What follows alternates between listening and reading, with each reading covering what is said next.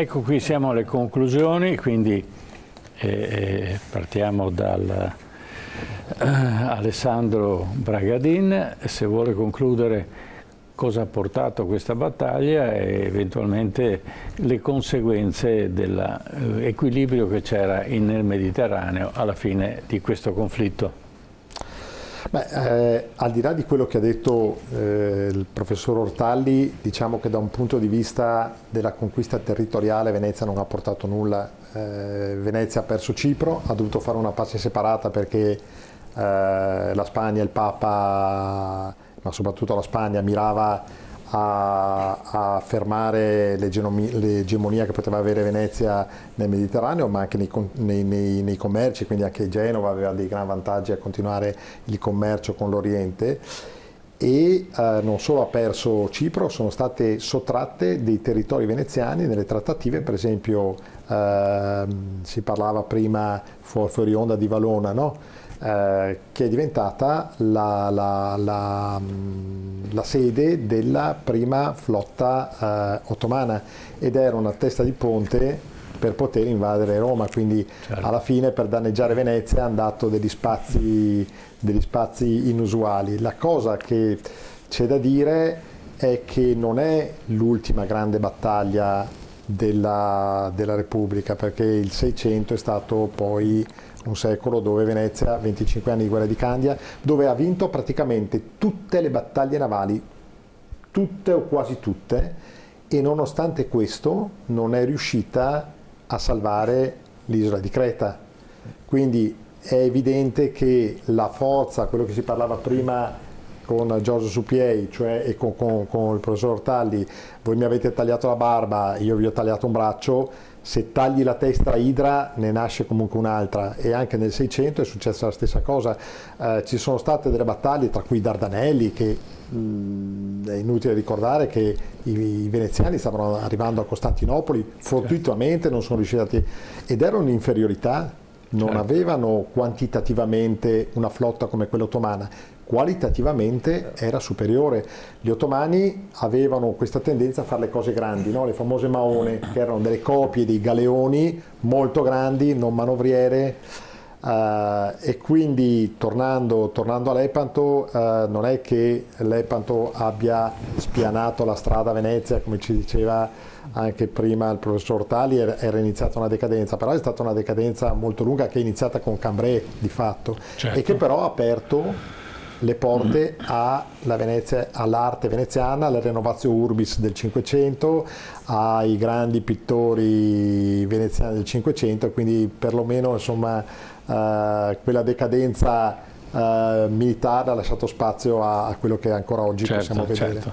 Allora, Giorgio Supiei, una conclusione, anche se diciamo Venezia non soltanto perde un po' delle sue ricchezze e del suo brio, perché poi alla fine della battaglia dovrà pagare i danni nonostante sia vittoriosa, perché altrimenti con l'Oriente non avrebbe più commerciato.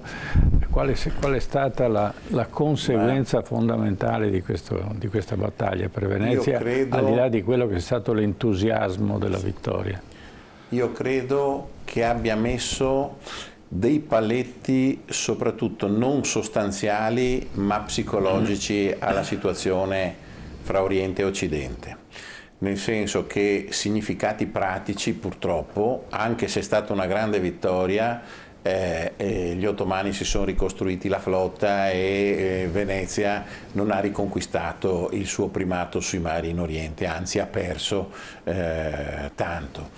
Però il significato di Lepanto ha fatto sì che per la parte ottomana non ci sia stato più, perché dopo di quello non ci sono più grandi tentativi di invasione marittima e di supremazia marittima nel Mediterraneo, perché se avessero vinto gli ottomani e avessero saputo che cosa significava avere il dominio del mare con le potenzialità che aveva un inesauribile impero ottomano di trovare ricchezza e uomini, probabilmente la storia d'Europa sarebbe stata diversa, sicuramente.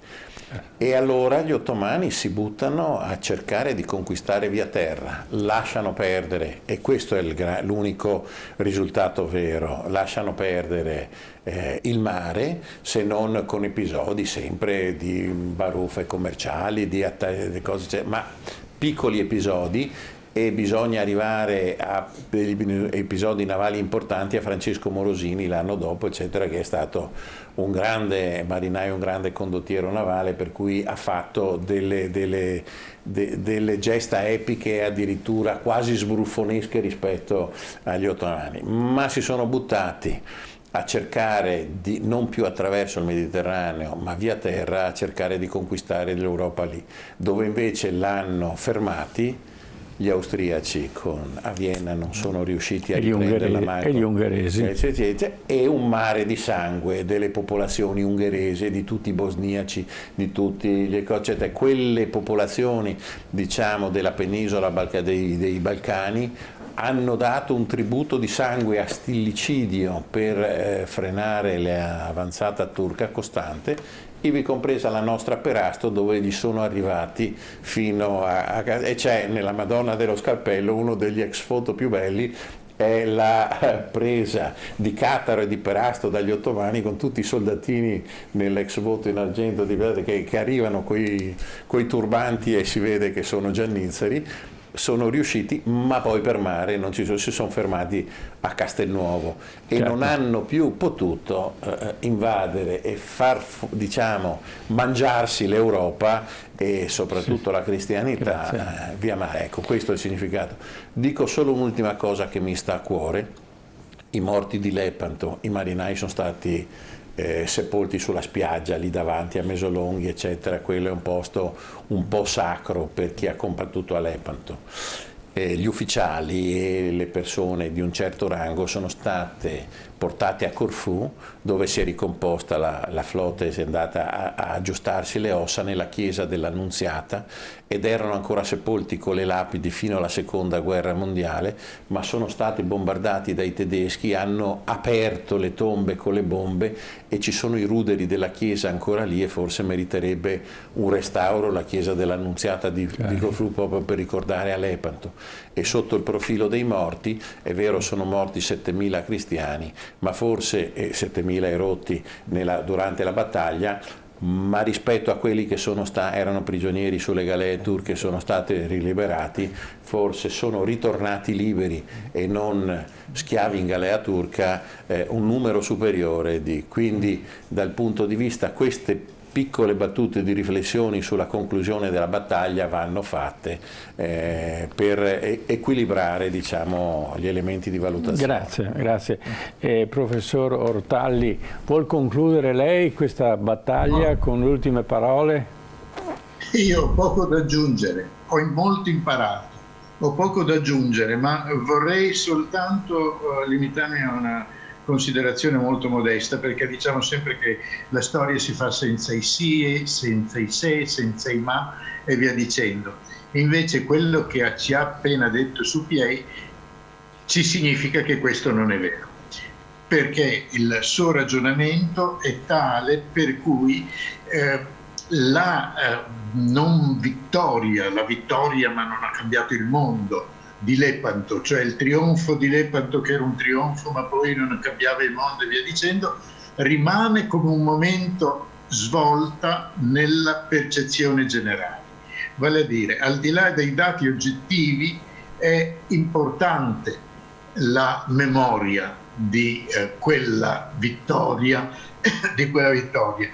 soprattutto perché è stato detto: se avessero vinto gli ottomani, allora qui bisogna cominciare a fare anche con i se e con i ma, sarebbe accaduto quello che ci è stato prospettato poco fa.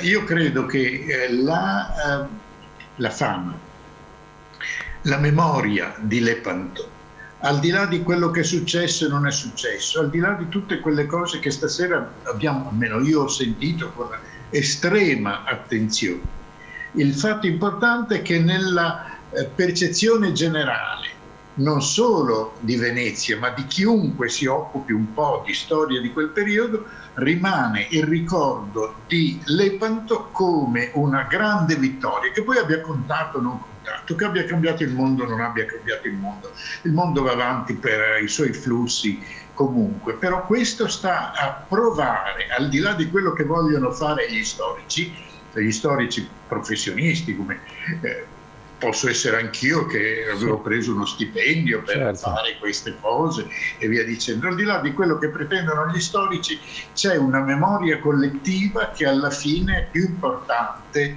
della scienza storica. Scusate la mia professione di ignoranza, ma voglio dire, quello che stasera è uscito in tutta evidenza è la grande importanza di una vicenda che si tende appunto a considerare come un evento che finisce in se stesso. Non è vero. Non è vero, se non altro perché la memoria di quell'evento è più forte di 100 altre cose. Ma scusate lo sproloquio, dipende soltanto dal fatto che sul tema specifico io ne so molto di meno, e lo dichiaro senza nessun problema, di quello che ho sentito da parte degli altri due intervenuti, ai quali faccio i miei complimenti. Mi pare che la serata sia andata molto bene, nonostante il mio povero contributo e le mie difficoltà nei collegamenti iniziali, di cui mi scuso, ma non erano colpa mia. Certo. La prossima volta cercheremo di organizzarci un attimo prima, così entrerà immediatamente in discussione, perché parleremo ancora dell'epoca del Medioevo, parleremo ancora di Venezia in futuro e parleremo anche di queste vicende che hanno sconvolto il mondo e che hanno portato un certo tipo di arte anche come conseguenza di questo conflitto. Queste immagini che sono così fenomenali di un conflitto tra due religioni che poi finiscono con quello che abbiamo visto, cioè praticamente la vittoria di Venezia e la sconfitta dei musulmani. E la memoria è una cosa importante. Grazie del vostro intervento e proseguiamo. Certo, allora salutiamo i nostri ospiti. Per i telespettatori ricordo che con noi sono stati l'avvocato Giorgio Suppiei in studio assieme ad Alessandro Di Serra Bragadin. Grazie a tutti e due per la vostra partecipazione. Ringrazio anche il professor Gerardo Ortalli che era in collegamento. Grazie a tutti quanti. Adesso noi abbiamo un breve break pubblicitario, ma poi torniamo con la nostra rubrica del Memento e questa sera torneremo a parlare di ambiente, ma parleremo soprattutto di inceneritori e in particolare quello di Padova. A tra poco.